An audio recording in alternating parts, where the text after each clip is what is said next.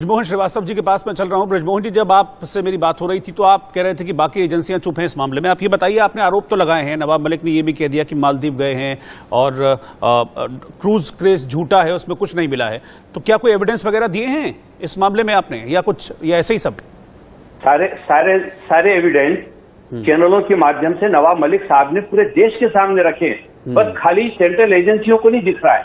मेरा इस मामले में कहना और भी है कि अगर इस मामले में वो समीर वानखेड़े साहब से बात नहीं कर सकते तो आदरणीय नवाब मलिक साहब से आके पूछ ले कि भाई आपने ये जो आरोप लगाए हमारे बहुत ही ईमानदार अधिकारी पे, जिन्होंने खुल के ये कहा था कि पहली बार हिंदुस्तान के अंदर समुद्र के बीच में रेड डाली जा रही है, वो वहां से लोगों को पकड़ा है। कल जो आपके कोर्ट में जो उन्होंने डॉक्यूमेंट सबमिट किया उसमें क्या लिखा है कि जो वहां का इंटरनेशनल टर्मिनल था वहां से 3 लोगों को गिरफ्तार किया है। वो यानी पूरी की पूरी नहीं, सवाल मेरा ये है कि फिर अगर सीबीआई या वो जो आप कह रहे हैं जांच करेंगे तो आप फिर भरोसा हो जाएगा आपको जांच पर, या फिर सवाल उठाएंगे? पूछे ना आके नवाब मलिक साहब से कि आपके पास ये सबूत कहां से आए। नहीं, आपको एनसीबी की जांच पे भरोसा नहीं हो रहा ना, इसलिए मैंने सवाल पूछा। आप कहेंगे कि इनकी सरकार है, ये ठीक, ये जांच भी ठीक मेरा कहना है पूछे तो सही, अभी तो वो भी प्रक्रिया शुरू नहीं हुई। एक बार पूछे, पता तो लगे कि कुछ उनमें हौसला भी है कि नहीं, या वो भी एक तोते की तरह आज भी तोते बन के काम कर रहे हैं। आदरणीय मिश्रा साहब यहाँ बैठे हुए हैं, मैं मिश्रा साहब से पूछना चाहता हूँ, क्या कोई अननोटिफाइड ऑफिसर किसी सर्च में जा सकता है? क्या वो एक एनसीबी का हिस्सा बन सकता है? क्या रूल नंबर 1315 ये नहीं कहता कि किसी भी जब छापा डाला जाना हो उससे पहले इसकी जानकारी किसी को नहीं होना चाहिए?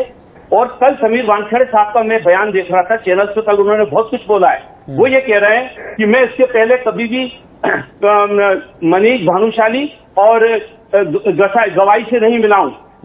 वो इंटरव्यू में 9 तारीख को बोल चुके हैं कि हम लगातार इनके संपर्क में थे, लगातार हम इनको इनपुट दे रहे थे, क्योंकि हमारे पास महाराष्ट्र के बाहर के लोगों से जानकारी आ रही थी कि बहुत ड्रग्स का बहुत बड़ा खेल होने वाला है, वो पेडलर उसमें काम कर रहे हैं।